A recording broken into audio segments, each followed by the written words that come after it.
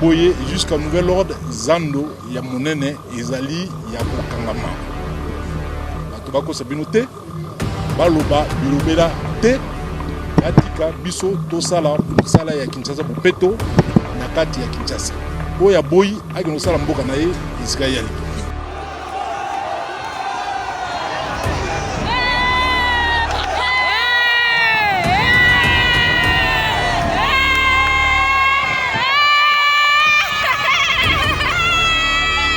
Une autorité de la ville à Koloba de la sorte.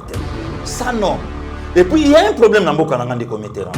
Aujourd'hui, on a Mutasalaki affairiste, à comme politicien. Oui.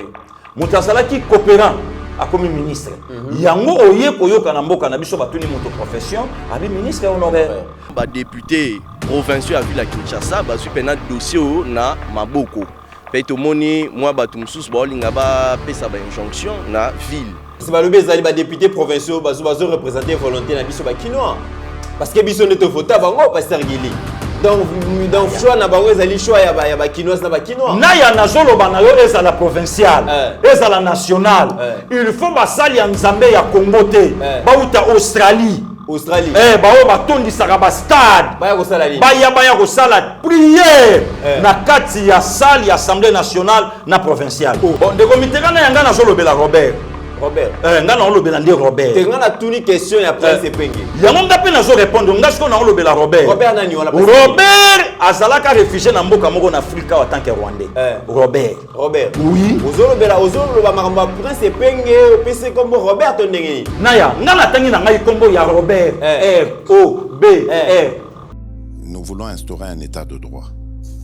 Et dans un état de droit, il y a une justice indépendante. Ce n'est pas à l'individu Félix Tshisekedi de commencer à faire justice.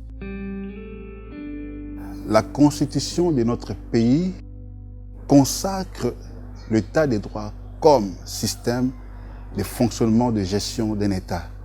En effet, l'état des droits veut tout simplement dire l'égalité de tous devant la loi. L'égalité en termes de reconnaissance des droits, l'égalité en termes de protection de ces droits et enfin l'égalité en termes de défense de ces droits. Qui que vous soyez, ministre, citoyen, quel que soit votre niveau de responsabilité, nous sommes égaux devant la loi. Nous, citoyens, sommes garantis de contester les actes des autorités s'ils sont illégaux. Les actes et les décisions prises par les autorités doivent être premièrement conformes à la Constitution, deuxièmement à la loi, troisièmement aux réglementations qui régissent le pays. Mon rôle est de faire respecter la loi dans le respect des droits des autres sans abuser de ma position. Sinon, moi-même, je subirai la rigueur de la loi. Dans un état de droit, nous sommes tous égaux devant la loi. Il n'y a pas une justice de faible, il n'y a pas des individus tout-puissants.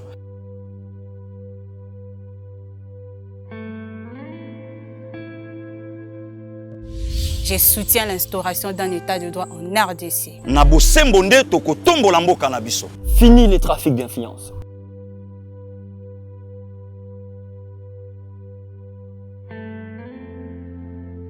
Mesdames et messieurs, bonjour, bienvenue na Yeba TV, na cadre ya émission na bino bolinga kamingi éveil patriotique, pasteur Guili Mitterrand naya.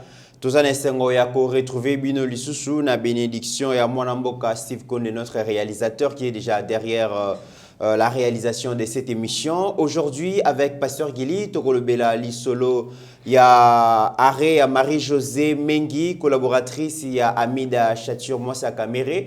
Azala qui recherchait avis des recherches et les a qui lancé Kassiye Moko librement à Kenaïko s'est présenté mais après audition naïe bah Mapa qui est lobby donc avocat naïe Francis Kalombo à lobby qui en tout cas parquet bah préféré bah tiaye sous détention provisoire. Deuxième sujet, Toko Lobela Bongo, Assemblée nationale, Patricia Seya succède à Jean-Marc Kabound. Vous voyez que Jean-Marc Kabound a été destitué le 25 dernier, et mois dernier.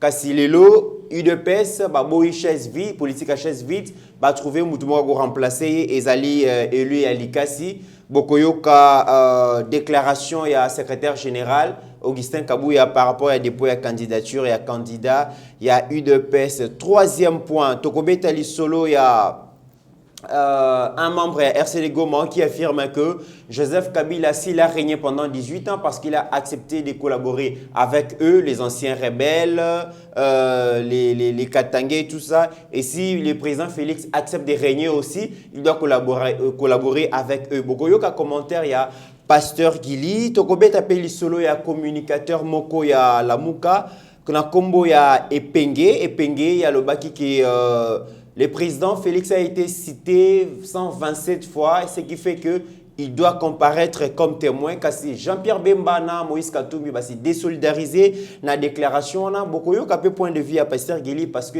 Kuna Azali communicateur, Pasteur Gili Azali communicateur, a préféré à réagir les lots. Tokosu Kisabongo na Makamuzali Kolekabongo na gouvernorat à ville province à Kinshasa.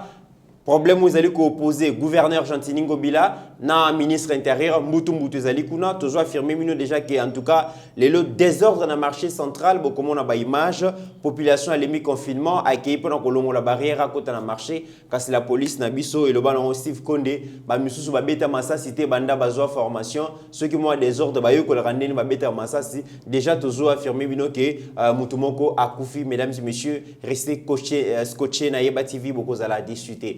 Bonjour Pasteur Gili. Bonjour Ndekodanga meterana ya mwana ya papa na ya Lena Nzambe apambola famille au lelo et Monsieur Joker quand même osa fierté ya mboka na biso lelo puisque ngamoko na koma quelque part na kwa moko reculer ya kino le babele langa passé Gili bazobele langa naya donc ngela kisake et le biata kulutu moko na abenga na téléphone abi pasteur ba nga ba benga kaka naya papa regardez naya donc en tout cas Nzamba pambolo Ndekonanga amen merci loba mo likamo ke salami mo pasi na ville province na biso à Kinshasa famille bazana na Belgique Joliseya au le pays Bativi balandaka biso toujours présenter ba condoléances ba bomeli bango tata kakaboye na monga fula ba sayan ba koti mutaza banquier aza politicien te aza pétrolier te ba koti kana ndako ba bukindaku pesa biso mbongo ezate kaka na bopete na ya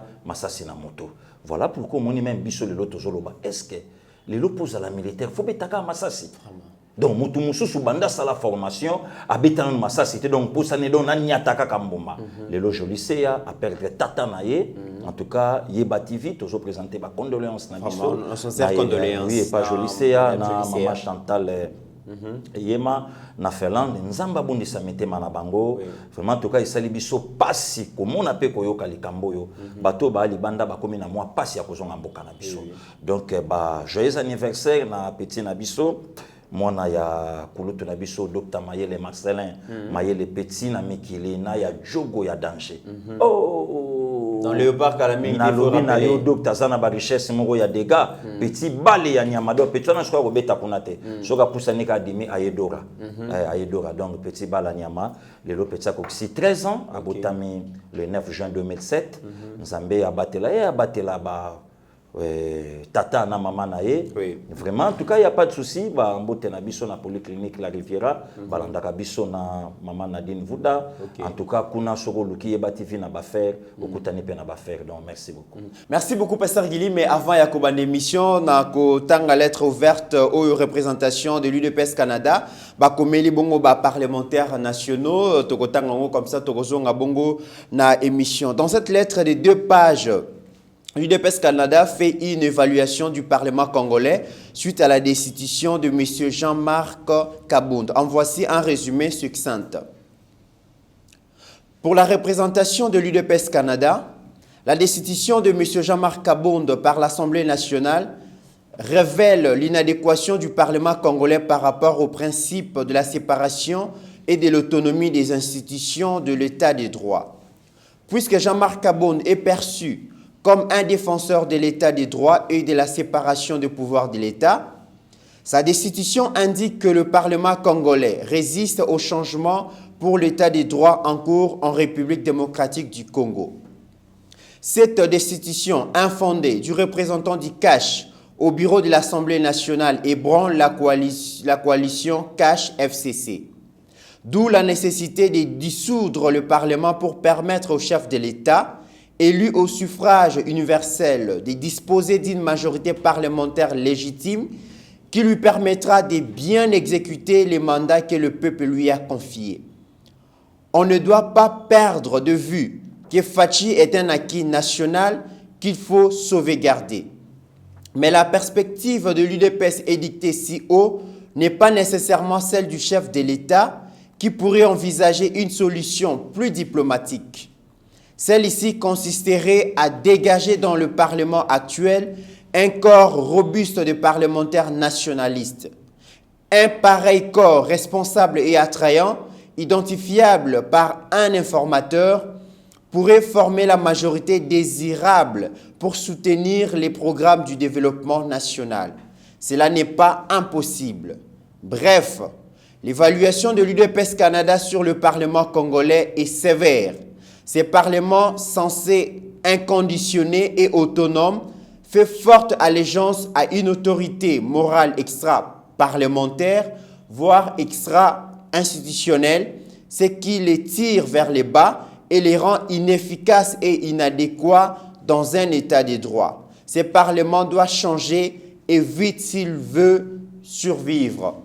Lettre signée par les professeurs Marc Capante, représentant, et Bertrand Kabongo, représentant adjoint de l'UDPS Canada. Voilà un peu lettre ouverte au Bandeko ya Canada, UDPS Canada, bakomela kibongo ba parlementaire congolais. Pasteur Gilito beta no lisolo, tu ko beta lisolo ya assassinat ou salami bongo na monga fula déjà ngai na yo na Steve Konde to tu ko kita na terrain na likambo ezali ko salima bongo pe na marché central oyo dans population a Telemi a lingi vraiment kota alongo la barrière wana a kota bongo na marché apparemment peuple congolais puis surtout population quinoise balembi confinement. Non non. Depuis que kala ngangu kala technique mais plus de 2 mois nandaku affaire koufi batu babimaraté baya ya baosa suba copté en tout cas ils en ont marre pasteur Guili. Na ça aussi c'est un point oh le lota mususu ba kambia yongumba donc ya ville oui. Ba joaki ba mokano sans ba étudier population population quinoise et vivaka na efo perso oui. Donc abimi aju ya kolia azangi avandi maintenant ce que tant confirmé yaki yale non peut mamboka te ezali kambo du monde entier mais est-ce que l'autorité ya mboka ba joaki tant ya ko expliquer peuple to betano lisolona depuis longtemps est-ce que ministre de la communication a se communier na peuple boy que tala boy est-ce que gouv akitana ba commune a expliqué batu que bomi batela bo sala boy bo zone sa bo sala boy est-ce que l'Obama directement marché ne comité ranaya problème pays ya marché yango oyebi que ezane loko mo se ba konzi ba bongisa ngo malamu te avant confinement na après confinement vie cause ndenge mon côté ezana makambo yo et tellement kaka pona confinement parce que tant confinement aussi là il faut to monango qu'est-ce qui se passe tout autour ya grand marché entre le gouverneur et le ministère intérieur ya mboka. Tu comprendre te bazowe la ligne. Jusqu'ici to jouer beloko mon côté. Ya ngwa moni bisopé. Il faut to kota to ba qu'est-ce qui ne va pas au juste. Qui profite na grand marché. C'est ça. Puisque faut to ebango pona tongo akobomba te. Toyoki ke mutakufi, toyoki. Akufi pourquoi? Ba to bani ba revendiquer droit. Il faut ba zonga la cop na bango quelque part. D'ailleurs tant ozolo ba Steve Konda zola ki sa ba image na simana bozomo na mbutu simba e kanga e benana. Quelque part na ya peuple baza na raison. Peuple oyo anyokwa mingi. 32 ans, 3 ans et 8 mois, 18 ans. Espoir et bandi connaître na Fachi. Et directement pandémie, ça va encore. Mais quand même, c'est ça. Et directement, on a interpellé le gouverneur à Villa Kisasa. Toboyi situation, il y a le 16 au 17 décembre 2018, na Yumbi, et ça la Villa Kin. Ok. Tolingi en moté. Et l'eau qu'on a toujours télémélango makasi. Makambo, il est quand na Yumbi, tilelo, et le kakaboy. Même malgré que c'est côté agent en justice, c'est justice, Mokobarola, la balamuki, babengio. Mais tozoboya, et la Mokanjo nakin. Qui n'est pas le Congo, mais qui n'est pas miroir. Il y a Congo, et c'est qu'un siège, il y a une institution, et Vandi. Donc, toujours bien d'après gouverneur, moi, Mouké, à Yoka Pebiso, à Meka Tobo, il y a une politique après de faire. que soko boy que nous sa mokili na yo nyonso à cause de coalition mutauti na gauche ou na droite to travailler raison pour laquelle le monde na yebisa que la coalition n'existait pas et ça théorie mais na kata pratique na moto vivre la cohabitation. OK, to kozongela on mais pas sûr qu'il na lingi na poser question comment vous allez expliquer que batu oyo bazali ko pesa bango ba portion responsabilité ba gérer biso peuple c'est comme si bango moko bazo comprendre ba administration té constitution mboka eloba déjà administration ya l'état et bani mais tout le monde même Chantiningo Bilawana avait banana inspecteur provincial il y a police et la police générale Sylvano donc à Songo le logo ministre intérieur à Pessi à lobby que non et sengile à sursoir non nous bas travaux et à réhabilitation à marché central mais en tout cas c'est comme si bazali koyo kanate yoka réponse ya gouverneur na interdiction ya ministre intérieur si vous connaissez sur biso na vidéo wana alobi boye jusqu'à nouvel ordre zando ya monene ezali ya kokangama bato bakosa bino te baloba bilobela te batika biso tosala mosala ya Kinshasa bopeto na kati ya Kinshasa oya boyi akino sala mboka na ye esika yaliki. Voilà, gouverneur, deux questions. Zando ezali d'abord ya kokangama na tina ya confinement tokangi zando mais yango na confinement wana toko profiter et ko continuer ko kangama na ko continuer ti kino to sala misala so to sala misala te zando pe e ko fungama te ibongi to sala misala to bongisa oya biso mboka baninga ba bongisa oya bongo mboka bongo wa biso to kozela banani ba ya bongisa biso. Pasteur Gilité aussi que la vidéo wana où ils ont constitué réponse à gouverneur na ministre ya intérieur vous allez ko juger ba propos wana ndengeni ndekona ya wana ça ba propos ya irresponsabilité une autorité de la ville à Koloba de la sorte ça non et puis il y a un problème dans mboka nanga ndeko Mitterrand ozomona mutazalaki affairiste a comme politicien oui mutazalaki coopérant a comme ministre yango oye koyoka na mboka na biso batuni moto profession abi ministre honoraire donc engelo bake azalaki le côté avant comme ministre après pe ministre atikali pe le côté akanga misko ne lokona ndele lozoyoka affaire ya autorité morale ndele lozoyoka au ministre honoraire ndele lozoyoka makambo belé ba résultat yango wana est-ce que une autorité a ko répondre na ndeko na ebongo akolo bangote et ça likambo ya administration to ko benga na téléphone to kuta to sololi kaka penenge to monaka na ville na débit ya makamba confinement yena général Sylvano et ça va pe karaboy non ngai inde hiérarchie c'est ça mais ti siko confinement na ville à Gombe est-ce que gouverneur à ville professeur Kinshasa a ça yebisi Kinshasa makambo ya moni na Gombe Gombe des malades ils ont ça la soni pasteur Gilles qui bango na bango bato baza censé ba gérer biso bazo comprendre même te misala o bakoyi ko sala mutu na mutayebi parcelle ya pouvoir na été ezali soni pasteur combien non ndeko na ya il y a politicien na mboka nanga ebele baye na politique pour na ba purifier ebele baye politique pour na ba master ebele baye politique pour na coalition chance le kopamba donc to bete loko moko après to kokoma boye to sala boye après to nde yango le moni résultat na bete la olisolo on dirait na kamoko batuna babi bon to za na besoin ya 50 gouverneurs ba o ba koza gouverneur na yanga mono cha mutu na gouver te pasanga gouver tenga na ozaka ministre ba gouver ba konde ba tutu bake wana siko batuni ba bino ba kubo siko d'accord to kotala bon to ça a besoin ya ba ministre na yanga mono foza ministre wana batuni na siège te yondi manon ka ministère ba ministre bake wana na ka wana ba ministre bake ba benda net siko ba tumsu ba bimana ba gouver te ba bina ba peu au ministre te mais ya ndaoze la ka PDG déjà quelque part déjà liste c'est côté yebit liste côté liste côté non biso ba mandataire ba cha bango à côté donc yepona ye gouverneur et sa fonction de face à la cara donc fonction nga gouverneur ngata ndenge ninga gouverneur ngata so balongo nga na maniema ba bwaki nga na kindu balongo nga na kindu batinga na Congo central na ko chemete dans badumsu ba travailler yango monina ya mutazala ministre na 18 ans lelo aza ministre quelque part donc basala bango carnet autant de ministres bango ba changer bango te et puis Mitterrand okolongisa bandeko ba Hollande biso na ya nangai DG ya lekaki lelo ba kosonga sous DG oya bomaka onatra oya bomaka sona 52 mois oya bomaka makambo belé ba osonga sous DG quelque part siko yo tunanga Batouana a 18 ans. Oui. Baza na souci ya Congo. Le lot mutazo beta tolo na ville province à Kinshasa. Le lot zoyo ka ba député provinciaux. Ba lobi biso tokotika été. Mais ba pesa biso rapport à Yumbi. C'est le lot. Ba pesa biso rapport à Yumbi. Pour le lot muta kokako donc ba dégâts et ça ma place à Zala. Oui. Le lot rapport aux jate bon le lot na ville province à Kinshasa. Donc ba bilo ko na to linga ngotena ya. Mutu na mutasa na lina ye. O nyonso so mona coalition. Le la ministre intérieur a Zala ka mala mutanga boya ki kabundi. Wana c'est bon. Mais cela da ko isa koto e ko simbate pour biso na bino to za obédience mo côté non. Voilà. Pasteur Guilimeto yo kapé rapporteur et assemblée provinciale parce que Azali ko représenter quand même ba député à Kinshasa, Azali ki mo européen ba député à Kinshasa. To la dans la vidéo là comme ça to ya kozonga. Ba député provinciaux à ville à Kinshasa bazui pena dossier na maboko. Peito moni moi batu msusu ba linga ba pesa ba injonction na ville. Lorsque ville est totalement indépendante et je pense que là maintenant toujours garantir bango biso to moni na miso na biso moko, je pense bino pe bo laksango que ba dépôt eza touché té. Mais to senga comme commission et rozala sous pied. To senga que ba administrateur na commission to tia sur pied ba zwa moyen moko ya obengisa batu o batu bazwina makam biloko na bango te ba ya kozwa et qui puisse avoir un PV na makam nyonso na poto yeba pe biso pe tozala na kimia to yebi que non ba marchandise à population na biso ba yibi yango te ba tumbi yango te et que na ba destination mususu te. Pasteur Guili ba ili à Kinshasa bazali ko soutenir le gouverneur na bango par rapport à bras de fer entre le ministre intérieur.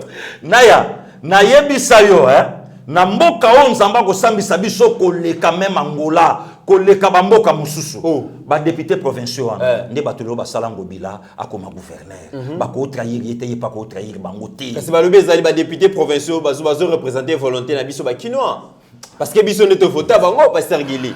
Donc choix na bango ezali choix ya ba kinois na ba kinois na ya nazolo bana yo ezala provincial ezala national il faut basali ya nzambe ya Congo te ba uta Australie ba o ba tondisaka ba stade ba ya ko sala prière na kati ya salle ya assemblée nationale na provinciale Pasteur Guili na ya na likamuni na lobi ba kaima ba na kati okouta na mayele na o libanda so okotika na provincial mayele bongwani ekomi bololé okouta na mayele na o libanda so okotika a na palais du peuple o sesengani lo ba biso ba mongo donc o sesengani ezoyeba na sous sens te est-ce que ba député provinciaux wana ba gisement na bango na oyebisa yo FCC ba alaka na combien Lamuka ba alaka na combien mais le logo senti que Lamuka presque bango nyonso de bango ba vota ngobila mais na munoko pouvoir essayer bisoté en tout cas boy na boy c'est normal le foufou de même saki banda baza wana ba député provinciaux et loko nini basi basali pour na ville province à Kinshasa. Pasteur Guili mais rapporteur wana lobi bazo soutenir opération Kinbopeto baza na besoin Kinshasa comme Bopeto Kinshasa comme Kin Label Pasteur Guili wana ba lobi que sengeli province na bango ba gérer yango ndenge balingi naya lancement ya Kinbopeto so na bosanité le 19 le 20 le 21 octobre 2019 siko banda wana tilelo Mitterrand nanga 8 mois mama linga bota 8 mois hier rapporteur ayebisa biso esika Kinbopeto et salami Kin dans les noirs Kin dans la saleté Kin moyo loba ezate de Mitterrand na loba no joli se ya ole la tata na ye à l'occasion de rien ba bandi mais armé ba bukindaku ba koti ba bumi mutu calmement de konaya le longtemps au moni baza ba faut justice interpeller bango c'est une façon ya ko la république vraiment le longtemps mozo ba Kinbopeto bandeko ba libanda ba yeba que Kin c'est la ville la plus sale lelo na monde à cause de l'échec ou bien avant dernière Kinshasa. Sony ya osaganate. Ozo gérer ango gouverneur, qu'est-ce qu'il fait comme travail Pasteur Guili? Mitterrand na ya to les canaux poids lourds lelo dans les noirs. Mitterrand na ya tronçon ya poids lourd. Safrika sunta salango so compagnie nini. Lelo ba salango. Lelo yo tunan de ko wana rapporter wa zolo ba makambo wa zolo ba. To les canaux sayo dans les noirs. Victoire wa papa Kasavu Bougon po ekipwanza. Moyo cha solo kolokuna na pineza te. Na ebisa ki benin zela na lisute.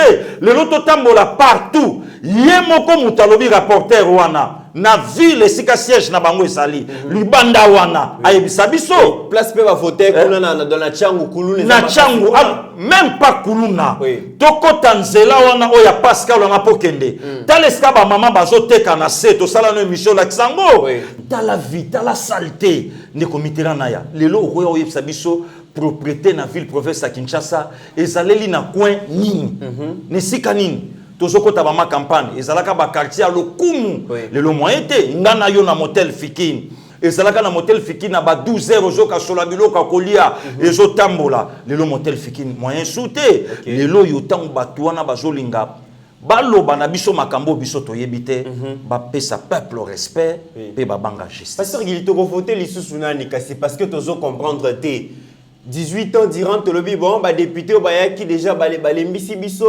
na l'élection il y a le 30 décembre 2018 to voter bato ba ko pesa biso esengo mais tozo mona tozo voter ba député mais ils ont changé caractère to sala nini Pasteur Gili na ya la plupart ya bato nyonso bazo kamba biso balingi Congo te bazande na besoin ya miliki o ezobima na mabela Congo nde yango bango bazomela mais yemo Congo mbe Congo balingi yete nde komitera na ya to vandanga na yo awa émission mobimba na chaîne moko et comme eka bango na bango clic d'amis mais lelo ba vota bango nyonso ba koma ba député lelo to komona mais bazo représenter bino na l'Assemblée nationale l'Assemblée provinciale ba représentera ba famille na bango na ba mère na bango décision bango bazo bango na kombo ya peuple na kombo na biso ba peuple yango wana moni constitution ya mboka na biso photo bouger yango to bouger yango oui constitution na batayango sur mesure pour na kobatela moto et non la république ouais ba député wana ndeko na yanga na tindaka député na parlement pa kendo pesa moto mbotama elamu bato ya fingaka ke basama pasa lokuta yango tindaka ete est-ce nga na tindaka pona ngo otindaka ke pesa député wana alala libanda na brosse à dents azo brousser makolongulu babengana kaye balongola kaye ndenge toyokaka mokonza mboka instruire likolo abina lingi ba biloko na te bozongisa bato angani la reconnaissance n'est pas de ces mondes de mon frère et puis l'ingratitude est condamnable lelo MLC oyo atikala kondima jamais l'élection mboka oyo boye mais lelo député ya MLC nde mutakiri ba makambo nyonso lelo tozanango ata lelo so mutalobi démocratie lelo intérêt na yeke na FCC na lobaka na yo le loup ne se mange jamais entré oui bango nyonso ba uta place moko FCC, MLC, RCD, bango tout lelo MLC, ba uta famille moko, ba zeloko moko. Lelo skonde komité ranaya. Ngana ko tuna ba congolais o ba libanda. O ba finga kangana yo. Ba benga rabiso ba jali lo tozo elo côté. Au moins te uto Christian to uta poto mutu moka komelenga. On dirait ngana kulutu nga Christian to na concurrence. Voilà, Christian to uta poto yo zo chaka ki jalelo. Yo tuna ye na yebiye. Na sina senga i code yende nga zawana. Il est donc à bien. Pasteur Guilelo, il faut comprendre comment on imagine à prison, alternance, oui, état des droits, oui, alternance, on imagine à poto, pardon, à prison, azaliko kabola mapa, azaliko kabola mbongo, soi-disant pour célébrer anniversaire et autorité morale naïe sénateur Joseph Kabila. Si quoi il faut battre naïe, tant que ça va qui en liberté, a fait ta kango api au presse soyez. Il faut battre naïe, qui jale l'onde ngona. Nekonaya, nana yembotama yelamu na yo. Yo moko osate. Kabila ne le calcule pas. Akipe bangote. Akumba bangota zalanga na besoin na bangote. Célébrer en osaye. Na lobi na yo les preuves sont là. Ayebisa bango soki na lagi na 15 collabo fidèles. Ne na suka boete. Lelo bango kuna ba combien? Ayebisa bango na zu chance ya ko changer homme congolais. Bango ba alaka wapi? Ndekonaya. Tala sorcellerie ya mboka nanga motema mabe ya mboka nanga yango moni ndeko mitterrand nga na osala prière ba bâtiment wana banclo wana ya ba provincial na ba sénat na ba assemblée nationale il faut le sambwe kota makasi il y a des députés sorciers vampires naya apumukaka na butu na moi tango ko ya ye wana latika zaka ke mbala moko kisompo wana ba obetala ba masolo mon cher. Oui, que madame a été dans le costume, quoi, qui toque au coup de échantillon, on a un motoka. Qui sont pour? Donc, vous avez un costume de l'Assemblée nationale. Nalobi na yo na ya lelo na kin. Oui. Soko ningo mona mutuna costume ezaka na misala mibale. Oh, misala pasteur na député. Oh, pasteur. Ah, na ya Naya. Pasteur Gili. Na lobby na yo costume soko ngomo na ngona nzoto muto. Ya liboso soka za pasteur te monsala nzambete landela ye malamu député. Menga na za pasteur te nga pe na za député te Steve Konde Kutu veste. Naya kokoti sa konde na makambo wana te konda kalikela ne makambo wana te ngana yo déjà naya moko na biso va loba bosembo nana zolinga akoma député. Au costume naya nazo yebisa yo komit. Nazo yebisa yo komutu na ngai. Soki ngai te yo, soki yo te ngai. Na Kinshasa za la rabongo. Mais comme il n'est pas parce que biso to yebike na kala bat bazaka na mbongo mingi ba commerçant lokola ba vie mayalos, ba to lokola ba donc ba maman Karine Yembi, ba sœur na la grâce, ba béni les visionnaires. Ba d'affaires ba dokolo, ba Kisombe, ba Moleka et tous ces gens là ba tu ba ne ko sepela na bango ba ne ko envier bango parce que bazalaki na mbongo ebele bazalaki ba homme d'affaires. Le mbongo comme politique. Mais c'est ko yo tuna bango ba député o bazawana. Nana yebi voter qui sombe masco. Même ata muto alingaka menacer yo. Tangu tata na banda ko saba biloko na yazalaka. Alaka na ajni. Babetele lisolo rompo. Bakuya kuya te. Babetele lisolo ya rompo wileri. Voter qui sombe à masco. Ba ser na biso ya ba génération o ba leki biso. Ba banda ko beta ngo soke loko moko boya kopa la miliki ya poudre ba che ba mabanga na kati. Voter qui sombe. Ba yebi ya ngote. Ba pepo zo tambola ba kisa bangungi avio zo bwaka lelo ba député ba komi ya pata punya est-ce que bango ba yebi lo mama je kolonga bon ba yebi wala na lisu lelo moni mutu moko boye ngo bi misaka ya mo bo isala ranga ba yebi bango te ba mama soki fone yenga ba voter nzuzi mbenza est-ce que bango ba yebi ba kombo wana ba yebi yango te ba maman nzuzi wa mbongo bazalaka makasi na ba faire lelo komona mutu atelemi na ko ba sali clic d'amis biso tu ba député pola député ya pamba obimi na lisaba maser yo ano ebege soko zolo ba français lokola chaku nde député yo ke loko député zo leka non confirmé pour si la puisque viole salami na kitambo député et loko peuple zo zelela eti lelo na ya nazo yebisa yo ba député ya pamba bazaka me ba honorable ba déshonorable naya nazo yebisa yo ba déshonorable les élus du peuple na lobi na yo ba élus du peuple ya butu peuple ya moyo te o bisoto rien mit nazo yebisa ba to belé ba est-ce que yebi na mboko eza na tata moko ti abima député le miezeli atikala o laksa candidat président na yete tamba voter ba tuna ote na bosana ko yebisa bino candidat na ngai candidat na ina Shadari mais lelo tata wana alinga banda ko pesa ba to leçon na kata mboka na biso donc ba escroquer peuple ndeko Mitterrand lelo ngana zo yebisa yo même ata na Congo Brazzaville assemblée ni nokomo nango salité lokwa ya biso n'esprit tinate même ata awa na Rwanda même ata na Angola rien le zo mona député zo finga chef de l'état est-ce que ça musala na yo parce que il le boye tant que zo mona un jeune moko kombo na Daniel Massaro ba évaluer ba bien na 4 800 000 $.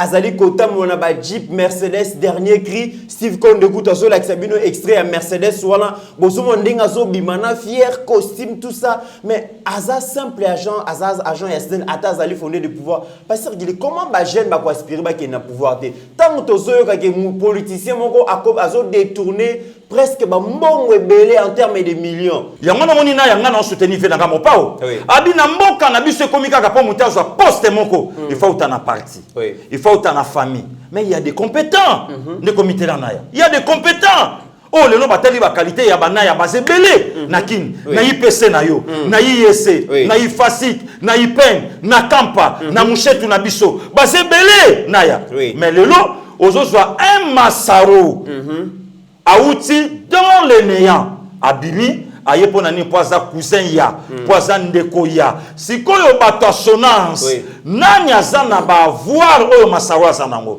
kembongo na zwaka na paye na par mois sonance auto de la 52 mois d'impaiement na ebisaki yo lelo komona Massaro zo bima na mutuka azwango wapi babiloko nyonso il faut ba ebisa biso donc ozomona lelo muta fondé de pouvoir impoli donc balaki ça yete donc lelo ozomona bato bazoyiba en cascade on dirait muyibi eza ya famille lelo ozomona bato baosa babiloko mobo na Congo même bolingo ya mboka ya kolinga mboka na biso ezate bazoyiba on dirait l'état zate l'état état zate le lo Congo komi ya individu le lo Congo komi ya groupe ya batumoko boye est-ce que ba valeur ya ba vie bomboko le lo ezali susu est-ce que ba valeur ya ba gérant kamanda ba valeur ya papa nimi mainika nimi est-ce que le longo bila le lo seto bengi vie kabaidi wa kabibe azolanda biso alonga Belgique ya papa kabaidi muto ya loni saka biso ba paspalom libanda ba pelouse libanda muto ya chisaka ba mire ya villa Kinshasa ba show papa kabaidi akoya est-ce que lelo mutu moko akobima na ancien régime ya Kabila akotika ba prince quoi papa Lunda Bululu ya pongo ya bandal kitambo lelo bazate mais lelo zomona batu bazokende na parlement yo tuna ba député wana banda okenda parlement et le rognon sala. Pasteur Guili, voilà. Deuxième point, Balobi, pour avoir été cité 127 fois, Félix Tshisekedi doit être invité comme témoin, faute de quoi ces procès seraient une vaste distraction. Maloba wana ezali à Prince et Penge, ou azali porte-parole, il y a plateforme et à la Mouka. Kasi Jean-Pierre Bemba na Moïse Katoumi va se désolidariser na Balobi. En tout cas, bango batika la kosenga teke le président a comparaître comme témoin na procès à 100 jours. Point de vue nous allez. Bon, de comité kana yanga na zolo bela Robert. Nga na olobela ndi Robert. Tenga na tuni question ya Prince Penge. Yango ngape na zo répondre ngasko na olobela Robert. Robert nani wala Robert azalaka réfugié na mboka moko na Afrika en tant que Rwandais. Robert. Oui. Ozoloba makambo Prince Penge opese kombo Robert ndenge. Naya, nga na tangi na ngai kombo ya Robert. R-O-B-R. Donc yo emiga Robert. Ngai na olobela Robert. Oui, Prince Pengete. Robert azalaki réfugié na pays moko ya Afrique comme Rwandais. Ba yebiye vrai kombo na ye Robert. Lokola ngai soko tunya chuda ayebi kombo na nga bien. Otuni Joe oyebi Magloire Panda akotanga kombo na nga bien. Ye Robert nga na olobela Robert. Le lo Robert soko tala ta morphologie na ye. Okomona que Robert c'est un Rwandais. Bosco a combien plus forte raison. Na répondre Robert. Procès oye banda bandima yangote vaste blague distraction ba jeune bango eza copie na bango mais batu ba marché pour na 15 millions na mboko yo Robert a chama kelele Robert a loba batu ba leka ba sala marche makolombulu député oya kende ko tika gerbe de fleurs ba marcha batu ba loba pour na 15 millions mais aujourd'hui naya il y a plus que 15 millions. En allant encore plus loin, 66 millions. Oui, le bas dernier chiffre, oui, battre record. Dans le programme, il y a des maisons préfabriquées. Mais le lot sikoyo, tant que vous avez un scène à combo, il y a Christian Tshisekedi. Quand on a combo, ce n'est pas un problème. Mais brandir des preuves, des problèmes. Le lot sikoyo, Robert, oh, nous se salami, même à ta patronne, à émettre. Mesdames et messieurs, Robert, on est après, c'est Penge. Donc, parce que. Tenga lobby Robert, Naya na lobby Robert. Naya, net yo mutu na ngai. Mitera Naya, moi na papa Naya Lema. Elena, yango. Konde mutunanga, Achuda mutunanga, Joe Kalonji mutunanga. Bon, si mais batangi mokonzi mboka 127 fois, ya lobby en tout cas, il y a pas ni marqué état des droits, l'état des droits. Justice c'est dépendre na Robert T. Justice c'est dépendre na Robert T. Justice c'est dépendre na ba compétence bango bazanango. Robert a yebi place ba funde la ka président. Pour pengane de Robert.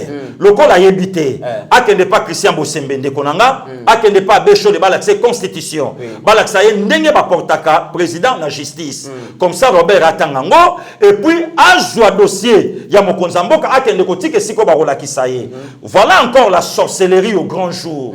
Donc mutana misala mabe batikala kondimelo côté webi vient na ngai Jean Goubal abetaki loko moko nazo seka mikolo yo alobi atuni mwana qui a découvert l'embouchure du fleuve Congo mwana chika beti alobi tamba alobi na ye ilonga mwana chika surtout qui habite pas moi pas moi comment abi non ce n'est pas moi qui a découvert l'embouchure mais ça alobi téléphone comme la père à moi na tunaye mais c'est comme le père à moi mais papa ngana tuni mwana qui a découvert l'embouchure mwana lobi yete papa tali mwana bi makambo mola ki sia lobi yo mwana binga itabi mais papa mwana lobi yete bongo likambo nini papa kolo lupangwa ye aolanda discussion mola kisina na mwana na papa atuni mola kisi abi balobi nini abi non na tuni mwana qui a découvert l'embouchure mwana lobi yete na tuni papa tuni mwana lobi yete yoka bayera lobi bazala ka bongo bandima ka likambo te na vandi na bango 20 ans nano bandima likambo te ndenge moko na batuana bandima ka likambo te donc ba Robert bandima ka te ba Robert bandima ka te nyonso ko sala mayamala yango moni na ya na idéologie aimons le Congo au lieu to linga fachi to linga Congo que soki fachi sala le ko malamu na Congo to ndima yango Robert bakotikala ka kondima te puisque procho baloba mo c'est du blague Lelo, Robert, tu as construit la justice que il faut inviter pe mon Zamboka pour y Robert Andima, y Robert y nan. Il y a un champion Bemba, na Moïse Katumbi, c'est des solidarité. Non, les associations y a blague. Oh, il y a l'Arabie sur état d'esprit, quel état d'esprit? Si quoi bateau ba salaka maître na ye, bateau ba fabricant Martin Fayulu. Akoma o ya komi lelo bateau ba lobelaye, c'est Jean-Pierre Bemba na Katumbi. Si quoi ce qui m'a dit comme Robert à répondre Jean-Pierre Bemba na Moïse Katumbi bonga mona moto ndenge kopele la donc au monisco babiloko wana batuwana bazolinga basalama au moins lokola aza communicateur puis ndenge ba salama wana pona bango ndenge bakoma ba député yango wana kasasa azaki député ba votaki na 8 personnes azaki candidat député abimate ba votaki na 8 personnes ba kata na nkoto abimate ba kokata na nkona na yebaki Muso tazaki na mbongo ya kopesa te. Na lobby na batu muso ba y paraître que ba muso somba ba voix na bango. Na lobby na yo na ya 8 personnes. Ba voter na 8 personnes. Nazo y quand même yebani. Na ya yebani. Plateforme la muke yebani parce na ya ba yebani wapi. Président za na confinement. Ba yebani Président za confinement. Aza na confinement, aza en quarantaine. Oh. Alors. Mais azo gérer en distance parce que à quelle distance? Au moins ba discours ça salara. Na lobby na yo bango bazalaka bongo bandi makali kambo. Bandi malikambo. To vandi na bango awo. Bandi makate. Voilà. Bango balaka bongo. Donc le loto mozo mona justice c'est ça la likambo. Quelque part ils a bien. Mais yo ko mona batu ba uti ko boya ba juge. Oh ba juge ngo ba osa le côté. Mais kaka ba juge ba osa le côté, yo lobi ba interpeller mon konzamboka. Yango no moni bravo na ba tête le quoi ba meterana ya. Bravo na ba tête le quoi ba Bécholé, bravo na ba tête le quoi ba Christian Bosembe. Donc bango ba okoma école ya ko laksaka batu le quoi ba Robert. Polo ba likambo na miso bato. Tala ligne nango yango yo. Polo ba likambo isika boy. Ta ligne nango yango po mona likundu ya bato oh le bato ba bombi na kata metema na bango. Pasteur Gili na likambo toujours ya ba témoin ya procès à 100 jours to yebi ke Amida Chature moi si ya donc ya Vital Kamerhe tangu à comparaître comme témoin assisté ki kombo ya ko ya moi si moko azaki collaboratrice na ye Marie-Josée Mengi kasi Marie-Josée Mengi wana babanaki ko luka ya azomona na te parquet à lansaki bongo avis de recherche kasi lobby avant midi et mora s'est présenté na avocat na ye donc Francis Kalombo ba auditionné et après parquet va lobby en tout cas ba tié sous détention provisoire donc ba m'a payé avant to kota na point wana Steve Konda la kisabiso vidéo.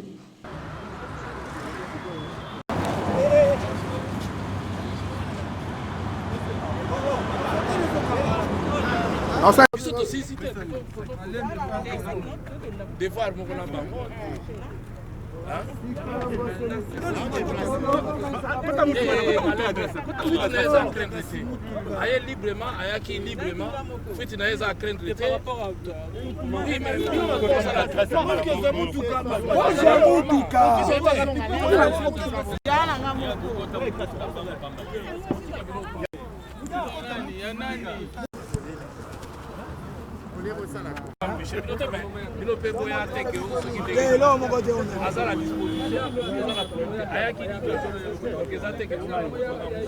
Notre client a répondu librement parce qu'elle a appris à travers la presse qu'il y avait un mandat de recherche contre elle et s'est présentée librement.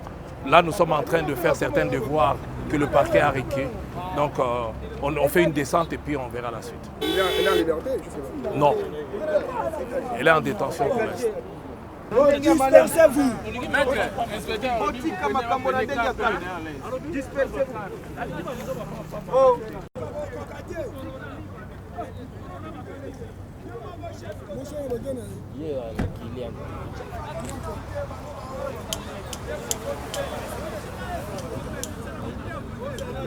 Mais tribunal bazaliko soupçonné que a détourné mbongo ya l'état a versé mbongo ebele na compte ya Amida Chature et sengeli baluka ba vérité d'ailleurs le bikutu parquet et puis cette instruction ba perquisitionner ndaku na ye oyo lobini ndeko miterana ya Amida te mutatanga kikombo batangela kinde mama Amida ko batangeli kombo ya Marie-Josée est-ce que yeli nda yaki kusutuka na yaki kusutuka mais misolo na pesa mikola eza misolo mariage Oh, monsieur le mariage. Babande ko chanda mundambo. Bongo ebele bongo.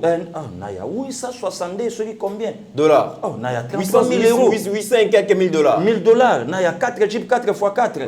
Ngana ata na brouette ité. Oh, naya. Yango moni na osala pressé na bala na jwa bakado.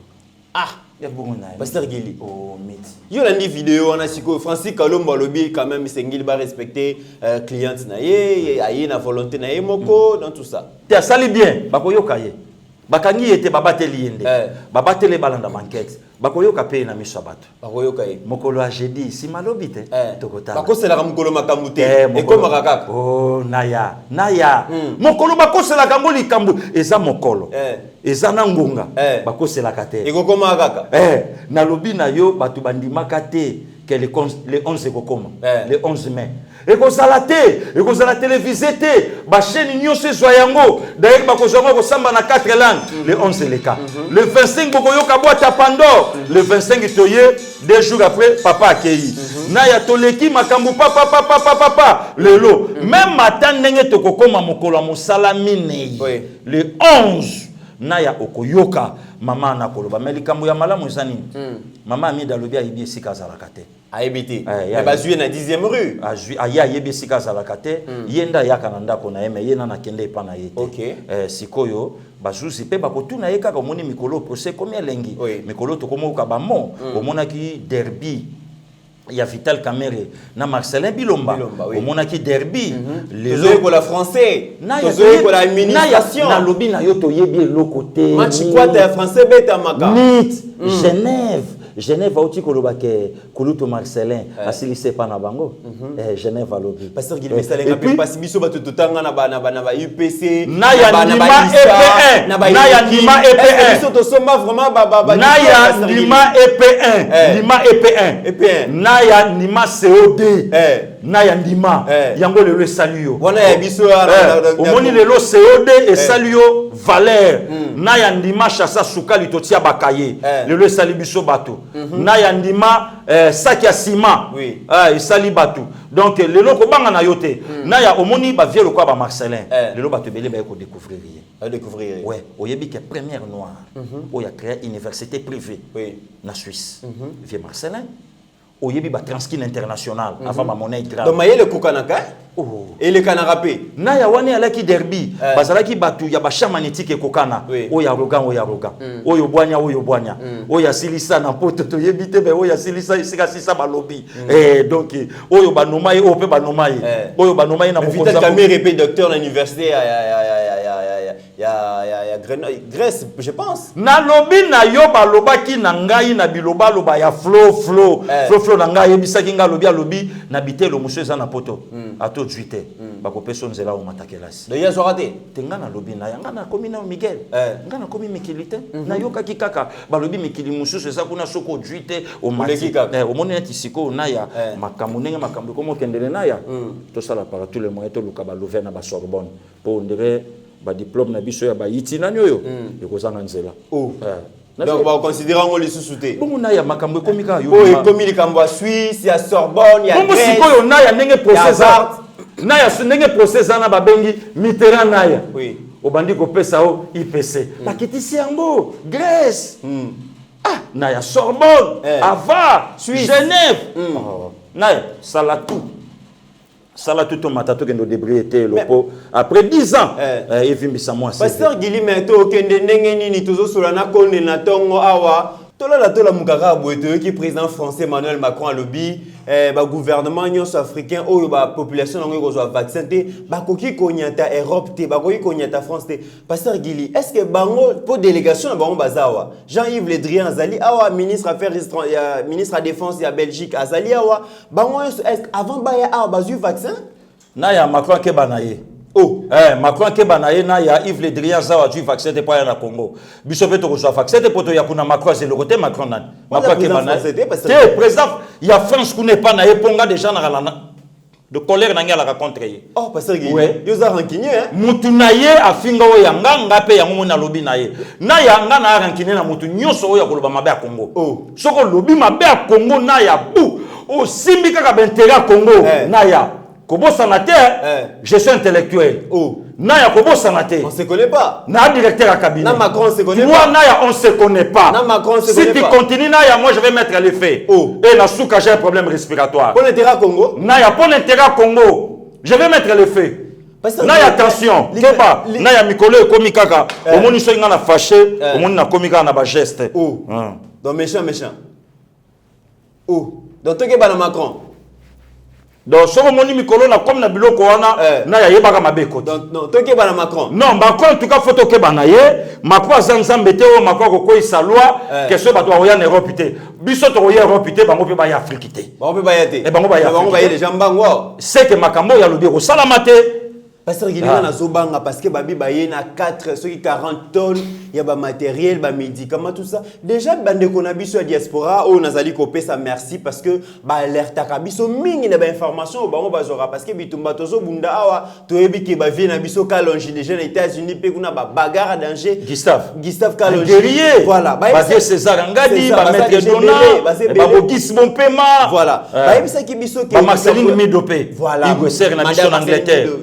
Combattant na balabama donc bango tout voilà. On a jeté baba ndeko yebisa biso likambo vaccin on a passé ngili to yebi que coronavirus est touché mingi Europe ceux qui totali pays loko Italie ba kufi en cascade pas na bango kuna makambo vaccin bazolo bate kaka na Afrique yango complot nini bazana ngo na Afrika o vaccin wana coûte ka biso photo zo yango mais bango Italie bango te na ya basala na respect nkolo iso cha makolo na Afrika cha na Europe te basala na respect na biso makasi Jézani ata Égypte donc ayebi Afrique malamu bango ba européen ba zwaka biso lokola ba niamate ke loke ko sala d'ailleurs na mboka na biso bakobai na bango te bakobai na bango te et loko wana fo ba bangana ko sala ngo et pas na bango na ya to mona ba résultat nango na Suisse to mona ngo na Allemagne to mona ngo partout pour permettre to yeba ke likambu et bandaki kuna to moni pe suite nango kuna Macron aza président en France avant y Valérie à l'état Giscard d'Estaing avant y Mitterrand, avant il y a Chirac, avant il y a Pompidou, et nous n'avons pas koleka. Donc, ame mabiso, na monde na ye ya VOT, aya ko kotsa biso na Afrique. Monde na VOT. Ah ouais. Oh, Pasteur Guy. Alors, Pasteur Guy, mais yozo banga te na koloba ozoloba oyo ba ko gipe ko sanctionner yo, on interrompt tout monde ba vie la mère mende balela et puis ba dignitaire minga FCC ti le bazole la parce que ma na vandi na ngai. Espace Schengen te. Na vandi na nga na Afrique. Oh. Ah. OK te. Na vandi na nga. Mais diaspora yo lo ba yo pe amofo que foot anyonga miso. Na ko kende bango pe ba ko ya puisque chouchou na bango. Au moni lito biso tozo sala, il faut to sala en harmonie. Ba congolais o ba de bon cœur ba libanda, bazo soutenir biso bato to sana ba idéologie. Ce n'est plus le temps il y a un congolais là sa libanda à critiquer le konaya par rapport il y a un intérêt privé et personnel ou bien il y a quand mususu. Na ya au moni ba biloko wana et ça les biso tout à cause de distraction. Ba te belé ba côté na kata distraction. Option ba congolais bazwani ya ko inana biso na biso. Ceux qui to soit quand on a 2011 nde makambo ezalate. Ceux qui to soit quand on a 2006 nde Mitterrand nde makambo yakate. Mais lelo bande ko nyonso oyo quand même ba soutenir la muka ezala ngoma bete. Mais lelo tang bazomona ba acte ya ba député ya la muka bazo sala.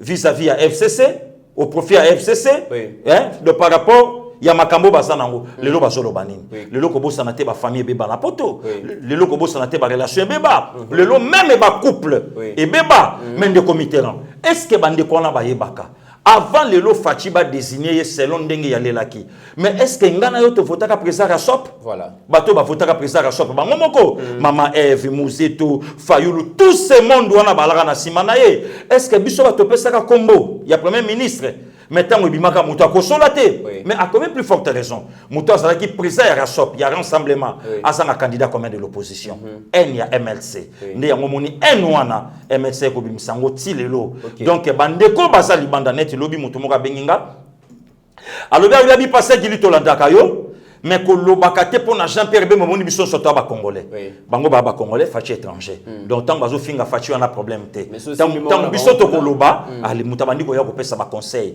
yango na yo moni le lopo mona rankini nanga mutu nyonso ko yela ngai contre Congo ngana ko boya ye mutu nyonso yo yebisanga lobi Félix a bien mais akabwana nanu na Kabila na ko tune bobi sa Daniel sa fois que nous récupérer Flair Flair a pesa Flair a pesa que nous récupérer donc oui Oh, maintenant, ce n'est pas normal. Bon, dernier fois, le bazala qui bongo na commission défense et sécurité, le groupe va travailler ensemble. C'est vrai que politique de gros adversaire, mais un jour anniversaire, il y a présidente, il y a commission na bango, donc choix à la quitter. Mitterrand naya, to fandinga na yo na kata République démocratique du Congo. Ba yebisa biso vérité, que to so na biso Kabila mabete. Oui. To teka inde mabe na peuple congolais. Qu'ils nous disent. Ba yebisa biso vérité. Ce qui va goûter que Kabila Zana est bon, à quoi bon? Naya Tovanda na yo le 10 janvier, c'est la résultat à 3h du matin. Martin Fayoulou et pas ma confrère na yo Tcherina Christian. Bazolanda Bisso. Martin Lobiabi Kabila c'est un citoyen congolais. A Gotika la na na mboka na ya ko circuler. Kabila tika la na Congo circuler et comme il problème à Félix. Oui. Et comme problème à Félix. Tout le monde y a l'équipe na Bachar. Ah Félix vraiment. Il est vraiment biso to kondima ekaka soki atindie na CPI. Mais papa évêque Mukuna a outi ko déposer plainte. Omoni Lamuka, Omoni Martin Fayoulou, Omoni Mousito, Omoni Jean-Pierre Bemba, personne. Donc c'est que ma kambo batindi kakafachi eza o bango ba alana donc politique wana ya ko benga ngo yebisanga na kolinga fachi so ya kangi Kabila kolinga na yo yete biso to lingiye. Voilà, pasteur Gilito kende to beta moi tour na Assemblée nationale tota makambo ezali kolega kuna Steve Konde conduire biso na tota makambo leka kilobi na Assemblée nationale. Tel que vous voyez votre humble serviteur devant vous, je ne fais rien sans se référer à ma hiérarchie. Le 2 juin, j'avais sorti une déclaration. Et je n'avais pas signé cette déclaration sous le quitus de mon épouse ou bien de mes enfants. C'était sur instruction de ma hiérarchie. Aujourd'hui encore, cette même hiérarchie m'a donné des instructions pour déposer la candidature de l'honorable Patricien Seria. C'est ce qui est plus important pour moi au stade actuel. Je me réserve de tout commentaire. Je suis secrétaire général de l'Union pour la démocratie et le progrès social. Aujourd'hui, vous me voyez là venir déposer une autre candidature au nom du parti. Ce n'est ni au nom de ma famille biologique, ni au nom de sa famille biologique. Les choses doivent être dites clairement comme ça pour éviter des confusions de part et d'autre. Les problèmes de coalition dont vous faites allusion, je tiens encore à vous préciser. FCC cache, nous sommes toujours en coalition, puisque pas plus tard, il y a 3 jours, que l'autorité morale du FCC nous avait fait parvenir la liste de ses mandataires et nous avons tout pris pour traiter ça ensemble. Il n'y a pas de problème que nous pouvons stipuler au stade actuel. Ayez vos apaisements. Quand il y aura un problème, vous me verrez toujours, comme dans mes habitudes, je ne me suis jamais caché derrière les rideaux pour dire quoi que ce soit. Restez d'abord calme derrière les dossiers que nous venons de déposer. Le reste de la coalition, ce n'est pas d'actualité pour le moment. Ce qui est plus important, c'est les dossiers que nous venons de déposer. Pasteur Gili, page à Jean-Marc Kabondo comme premier vice-président et Assemblée nationale, les alliés tournés. Le but au monu UDPS représenté par le secrétaire général Augustin Kabouya, qui est accompagné candidate à UDPS, Madame Patricia Seya, pour nous succéder bongo à Jean-Marc Kabondo. Déjà, tu as qui politique à chaise vide, tu as candidaté, mais qu'est-ce qui s'est passé? Mon conseil qu'il fallait un lobby Jean-Marc Kabondo, Augustin Kabouya, Jean-Marc Kabondo s'est présenté, Kabouya s'est présenté. Après, tout le monde, IDPS finalement a déposé candidature. Mitterrand, merci beaucoup. Nous avons répondu il n'y a pas longtemps. Oui. Désordre à IDPS d'extraordre dans Bango et Bimaka. Les preuves sont là aujourd'hui. Montamona Nikobo, ça n'a été l'IDPS. Il y a opposition, ce n'est plus l'IDPS ou les lois en pouvoir. Oui. Il faut tout ça là quand même, la part des choses. Politique, il y a fauteuil vide, c'est bien, mais ce n'est pas aussi bien. Oui. Puisque les lois mouteurs en pouvoir, ils sont combattants IDPS, ils sont membres actifs, il y a parti. Donc, quelque part, malgré ça, papa, ma côté la peine à Moussika Bezo Simbate na Mekana Vandi Sabana. Oyake, c'est une combattante. Voilà. Azakata IDPS, a la continuité. Pourquoi Yango? Fauteuil, c'est là qu'il y a IDPS, c'est là qu'il y a coalition, c'est là qu'il y a cash. Mais là qu'il y a Jean-Marc Kabundité, le qu'on appelle fauteuil Bango. Donc, Mboka il faut kende. L'institution faut être en bola. Moussala faut kende, puisque moi, to kata, moi, j'étais pour ce to kata. La politique à chaise vide, Bolinga, on les sous-souté. Non, non, mais les lots moutazo dirigé va faire. Les lots justice, et côté Baniko Vandi Samakambo. C'est l'IDPS.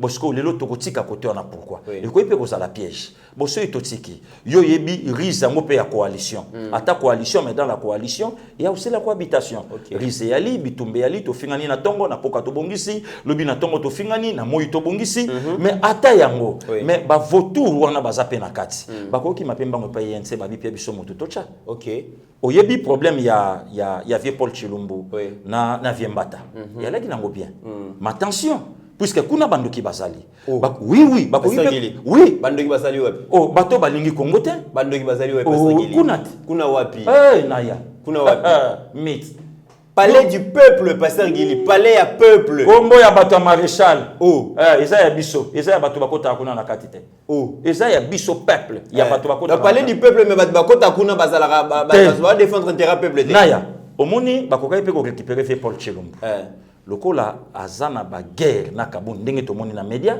to bien pas se servir na biso jamais balinga balinga vie mbata pourquoi mbata na radicalisme na ye et ko simbate maintenant c'est ko choix ya ndeko na biso mwasi ya mama na biso bravo totalango donc et ko kende nango bien na moni nanga pe likambo moko il y a makasi c'est pourquoi l'UDPS c'est ça partie des masses l'UDPS c'est ça c'est l'idéologie l'UDPS c'est pas l'individu puisque l'UDPS ce que c'est là qui est individu l'UDPS c'est pas ça donc Mokonzamboka à garantir donc à Tchekimia na les deux côtés les deux parties en conflit yango po moni na gauche à droite abimisi moi si parité d'ailleurs dans zomona ya maman Marie-Jeanne na Suisse CP la lobby Mokonzamboka honorer ba maman ceux qui na Sénat kuna ba finga ki ba maman côté Mokonzamboka a marqué ce point à honorer ba maman yango no moni ndeko na ya il faut to encourager ka Mokonzamboka to sala ke mission ngane to lobaki olandi libanda ninga balobaki est-ce que maman Martha olobani na mambo zo le Canada DPS ye moko facha zo lobani na mambo le Canada DPS donc ingelo bake malgré zanda kwa ba combattant mais l'UDPS aujourd'hui c'est l'image de Etienne Tshisekedi wa Mulumba donc lelo IDPS na problème et ça le quoi Etienne Assama Bele Anakimiate. Une question, Pasteur Gili. Oui, allez-y. Une question, Namarmozali Koloba. Nazu appelle les Bele parce que Ebi Moussala Tosalaka, en tout cas, à tout moment, tu discuteras na batou, tu répondras à la question batou. Les lobes de plus en plus, voix et Bele, d'après échange na Stalina batou, bazali ko réclamer lobby des ordres aux les Canaïdes des ceux qui, moi, na moko enfant biologique à moko Nziamboka, à Zuip ma IDPS na maboko et ko permettre à ce que. Donc, à ça déjà kati omoni e cause la pe piège ndekonaya ko kende ko zwa fulani ki sekedi directement ko ya na ye e cause a pe problème oyo e ko pe ko clouer IDPS comme Fachi là par beza problème ya famille tout ça d'ailleurs yo moko ebi makambo oyo le kaka oya mama Martha yambaka bato oyoka l'autre camp mama Martinani mais yo tuna bango ba mère na bango ba alaka wapi tant mama Martha zo bunda na mboko yo pour la démocratie ba mère na bango ba zalaka te mais lelo mama Martha na politique ya yebi ni ba libelé baza na l'autre camp ba yebi ngote histoire mboko ba yebi ngote makambo leka na mboko ba yebi ngote donc ezana bato ba osa politique pour na Congo ezana bato ba osa politique pour l'individu donc yango ki kulu tout mo ya mboka nanga alobaki mambo eleka na assemblée etali na bisote toze la mot d'ordre donc et ça sonne les locaux on a un député dans l'assemblée mais ça dépendre nanou na parti politique donc quelque part ça mawa maintenant ce qu'on a un problème au enfant biologique il est ce que doit Mulumba nakata EDPS eza bien soki azalaki lokola fachi to mona marche fachi na kilote na basket to mona fachi azo kende tata na de son vivant a nommé to mona ngona un père na soukarene ya sommet o ya biairit mobuta nomenga wali a nommé na vie na nganzanga to mona ngo awa luki kizenga utotika biso to mona on pe na de l'autre côté donc na EDPS pe fachi azali mais ko lokota mutuko ya ko placer directement et ko créer est-ce que à part fachi eza na famille biologique mususu ya Etienne ou déjà ba militaire rapé na kati ya parti non basa déjà na kati bazali na kati ya parti basa na kati c'est quoi avantage na bango zanini balingaka ko se faire montrer te na ba politique muso eleki na mboka na biso même atali lope na ba entreprise basa na bango ndeko naya est-ce que le pekisi famille ya Etienne Tshisekedi basa misa na bango na mboka ezala faire à diamant ezala est-ce que ba pekisi ceux qui mutazu registre na ye azu loko na ya azu li kamune ya kosala est-ce que pekisi ya salango mais pourquoi bimi na famille Tshisekedi mais pourquoi bato bazo senga de plus en plus qu'ils a la membre de famille non c'est normal donc non na cadre kakake il y a qu'à faire asseoir les deux camps au moni camp où ezala ikotoyo na camp où yala ikotoyo mais au senti que yemo comme Mokonzamboka tant qu'un combattant afandi sikimia attirer mutu moko o batebele ba sonja kité o batebele ba kana kité au senti que pesa na politique à surprise Parce que Patricia c'est abimika kalampoisa tout le monde qui entre autres na kati ya ba liste oyo batu oyo bazala ba poser ba candidature ndongo lobby André Mbata zalaki Paul Chilumbo zalaki Rémi Massamba zalaki Henriette Ouamwa zalaki Tony Mwamba zalaki même Konzambo ka surprendre bango ndekona ya tout ça la politique à compétence na Congo tout ça la politique ya relation tout ça la politique ya makilate tout ça la politique ya ba valeur absolue yango zo mona ba pouvoir et gérer biso mutaza député puisque ça ndekoya mutasimbi likambo puisque ça ndekoya mutaza na sécurité puisque ça ndekoya oh yango te ndeko mitera yango moni na pesi raison na kulutu na Koffi Olomide alobi ngape na koza na ngape directeur ya cabinet na sens nini engelo bakaka teke po mutasa na mboko fabima na parti politique po mutasa fabima boy ndeko na ozana couleur te lelo quand même to yebisa bato mais lelo za congolais o lelo zo défendre ba valeur absolue aux une ndeko Christian Bosembe azalaka na chaîne moko à l'époque ils avaient une tendance à pouvoir en place mais à bembisa siège naie au profit à Congo puis les lots hôtel ndeko wana azo défendre ba valeur à Congo mais aza combattre des pestes babiloko o bisoto lingi na Congo yango wana yango zo mona lelo tozo telemela même ba journaliste tendancier donc les lots journalistes a aussi l'émission Fayambaka Mutoyo a critiquer chef de l'État. Donc journaliste donc à ça l'émission après que ça l'émission invité et après il y a un problème. Donc ba politique wana toujours lingango vraiment le soutien na Congo ba politique ya ba haine au senti ba camp et puis les longs de konaya ce côté même à ta chaîne à médias au senti que ba chaîne à médias zatami balete o ils soutenir pouvoir en place voilà le logo tel ça na ba chaîne o ils na ba tendance ya bato au côté la chaîne mobimba uniquement contre le président de la République même journaliste azo sekatanga au salle émission mais pasteur Guy les appelle défaillance et à cellule la communication il y a eu de peste parce que la communication est singeli que cellule wana base à la paix makasi c'est vrai que biso Yeba TV nous on travaille tous une chaîne indépendante mais quand même essayé que UDPS va organiser celui la communication pour que KNDP na vers ba chaîne wana mais de comité ça tombe bien n'a interpellé directement UDPS UDPS ça comprend que moment il y a zoluka politique ou il y a positionnement FC soit bon en Japon en 2023 parce que FC a recruté ba chaîne belé déjà 2023 yango Robina Tongo au moment que bazo wele là no ba passer Gilité à combattre 100 jours bon après c'est ça maintenant les problèmes. Parce que tout le monde même l'anniversaire il y a sénateur Joseph Kabila réseaux sociaux qui saturé na ba photo naé mais ba grandes actions il y a président Félix ils allaient diffuser vraiment parce que batu bazate armée numérique ezate pour servir mon konziamboka olobi balandit ndekonaya lelo tokende ba valeur ba chole ba osala lelo ba valeur ba yoka somba osala ba valeur ba vieka diombo ba o bazalia ba valeur ba Christian Bosembe ba osala ba valeur oyo lelo quand même ba biso peto osala est-ce que lelo ba notable ba ko pe ko renirte oyebi ko pesa mutu musala mutasala na musalo mutabandi ko sala yemoko et ça différent donc c'est quelque part ba yoka mena yebi ke mboka ezana mo makambe belebele to koma na moi tamoko ba ko benga pe ba ko yamba to donc tout est ko kenango normal mais ça tombe lelo bien que l'UDPS à comprendre que politique à querelle ezana moins importante 2023 c'est déjà demain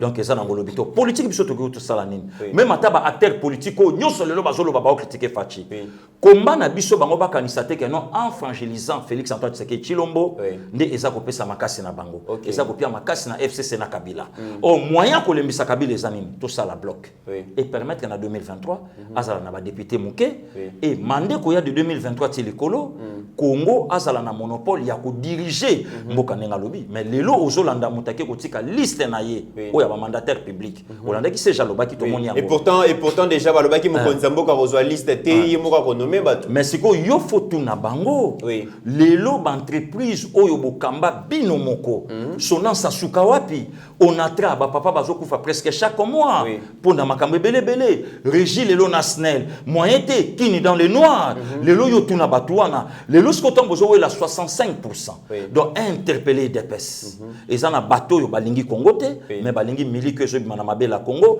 mais ça na bateau balingi Congo yango zo mona bato ba otuna ngana ndeko Mitterrand awa bo sala na bolia kanini donc on a bateau donc mutu nyoso soka zo sala falia 8 okolia puisque mutu nyoso na mutu kinondo kolia mais nazo sala te po Congo pianga po kaka nazo boulot te ndeko naya quelque part déjà na o tozo sala to futa makanango tozo kene pe bien lobi soki mboka et ko reconnaître transmettre ma valeur en Mitterrand. Il n'y a pas de souci. Mais nazo sala kaka te po ba monanga ba benganga puisque les appels na ba compétent et belé oh le loba ça mais ça na ba parce qu'il lit tokomi na suka sujet à suka to kende rapidement que devient Jean-Marc Kabondo par rapport ya parce que lobby mokonza invité qui a quitté et déjà les lobas ont remplacé batu belé babi est-ce que Jean-Marc Kabondo a créé les présidents rébellion non s'est rebellé contre le chef de l'État non de Mitterrand likambo yo nanu soki comité sur le bien comme péché. OK. Donc il n'est pas n'importe qui dans l'IDPS. Oui.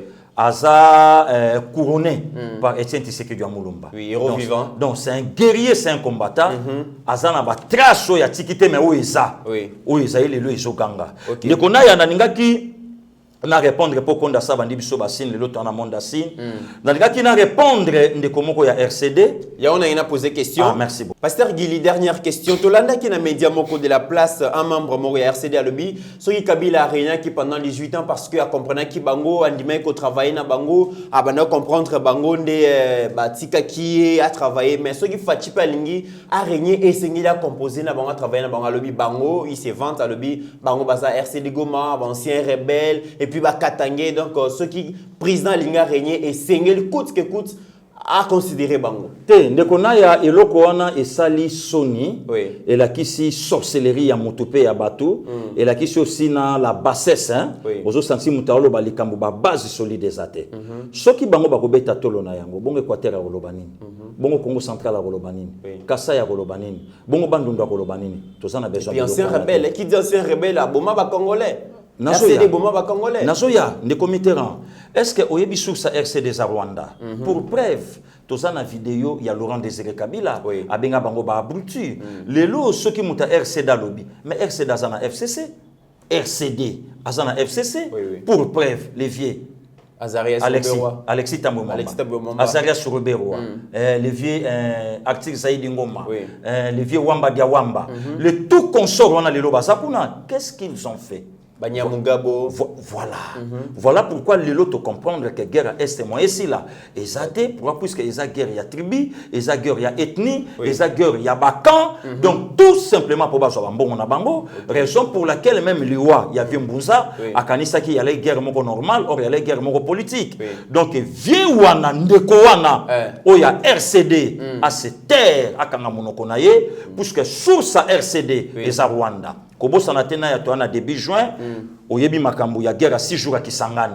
Déjà procès nango bazo sengango à cause de babiloko wana donc MLC a ses ressources na ba Ougandais, RCD a ses ressources na ba Rwandais. Donc bazana conseil mon côté bango ba kopesa biso mais kolanda maloba na ye na ya mutu na tangi na Sorbonne te na tangi na Harvard te tangi pe na Suisse te na tangi pe na Suisse te na tangi na Saint-Pédis na tangi na Beloya na tangi na Itilimete na ngaki na yebisa ndeko wana kolanda ba propos na ye na langage codé alinga lobanini na langage codé ceux qui Moussa oumela qui te pour travailler qui na bisoté ceux qui Kabila oumela qui pour travailler qui na biso fachi soko lingo oumela travailler na biso ou bien ceux qui au travailler na bisoté au oumela te ba sala o balingi voilà pourquoi je donne raison na batulu kwa ba Kofi Olomide que au monde le lonaya vient avec un raison. Donc ça veut dire que c'est ça ba katangende ba pesa qui président président mandat parce que mandat est président mais le lo samba kaputa za wa congolais nyoso le lo soki ba katangé ba réclamer samba kaputa za mandat ba katangé okise katumba mwanke azawapi yango mo le londe konaya nazo pesa Pascal Mukuna raison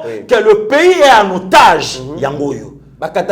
Donc biso soko sali bote est-ce que basa ba congolais soko tindiki bote biso toko kende boye et yango na jef sa même bateau yo bazo tamusa masola chef de l'état fachi bazo yebisa ye ake bana mutu moko azana présidence bazo lobana neti ba lobana yete fachi azali kia mutu te basala liwa pona bato biso nyo sote bininge toko kufa te donc c'est une façon ya ko interpeller mutu wana o ya RCD asa salaki na Joseph Kabila nini oyo bakokai ko laksa Joseph Kabila te o lelo ba laksa ngo fachi et ça c'est un de 2 na 18 ans Kabila ba pesa biso bilan ye muta RCD aleki azobeta tolo a travailler na biso mais soka travailler na bango te bongo kasi awa na Congo central bato bazate awa biso na Kisasa bato bazate kaka bango na ya foin basala o bako sala foin basagili foin tata tokozwa bino te D'ailleurs, RCD qui fouati. D'ailleurs, na katanga kutuza na bato ebele bazali ko soutenir mokonzi mboka toyo kaka na kalemi babenga chaque jour katanga donc Lubumbashi Kalikasi na katanga tuza na bato ebele bazo soutenir mokonzi mboka. Ça veut dire que ça un petit groupe ya batunde ba se retrouver. Na ya eza diabolisation. Même attend Équateur na mabele nanga. Oli politique mo ba ko coach la fachi. Il y a les politiques à mabé balubate. Bakonya tabiso lokola bakayansa. D'ailleurs papa Simo Kimbango lobaka muluba ko pouvoir na mboko te. Et longwe papa Simo Kimbango komi au belge lobaka. Donc c'est une façon ya kolobake fachité. Les politiques on bayakina. On n'a pas besoin de ça. Mitteranaya. Le lo RCD bazala aux affaires. Le vieux Alexis Tamwe Mwamba azala awana RCD aleka na MLC. Le lo bango nyonso bazala na FCC le lo ba osani. Voilà, mesdames et messieurs. Voilà. Donc, comme presque à la souka ya émission, Pasteur Guili, les mots pour clôturer émission à l'élo. Les mots de la fin, j'allais dire, pour clôturer émission à l'élo. Ndekona ya merci, ndenge oyamba inga na plateau, mbote nanga na Steve Konde, mbote nanga na staff nyonso, oya Yeba TV, oto salakana bango, na ninga kina pesa mbote nanga na Odette Odera Musiki. Na Paris Place Aza, na Gisèle Mousiki, Nzambe ya Batela Bango, il n'y a pas de souci.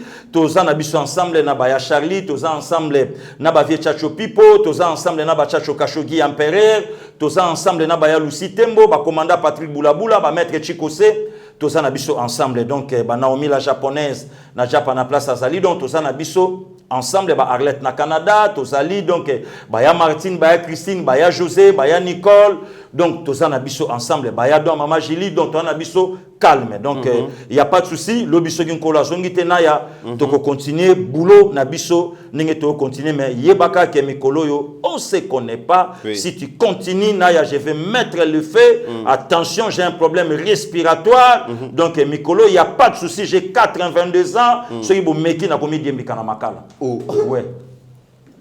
Merci beaucoup, Pasteur Guili. Tu es bien au comédien Mbikate parce que Balobi, qu'on s'est suicidé depuis 1993 que Baloba a le lopé. Donc je te comprends que vie est luxe, tout le monde a perdre yango. Pour notre soutien vraiment, merci beaucoup, Papa Joseph Mbembakaïla, place aux alliés. Grand merci na Oyon Bozali Kosala. Bozali Belé na République démocratique du Congo, na Likasi, na Lubumbashi, Kasumbale, sa Congo central, partout vraiment la République Bozé Belé, mais aussi en dehors de nos frontières. Vous allez belé pour nous soutenir. Merci na ba club déjà vous allez former club de soutien pour Yeba TV. Grand merci Botala yango le rôle match Vita Imana Renaissance V-Club, Renaissance, vous êtes tellement ébélé, merci beaucoup na ba initiative vous allez kozwa en tout cas tout beau sénateur que coronavirus et exister ba geste barrière to respecter parce que ça tue et puis to continuer toujours comme ça la confiance dans l'institution de la République. En attendant mesdames et messieurs, portez-vous bien car chaque jour est une vie.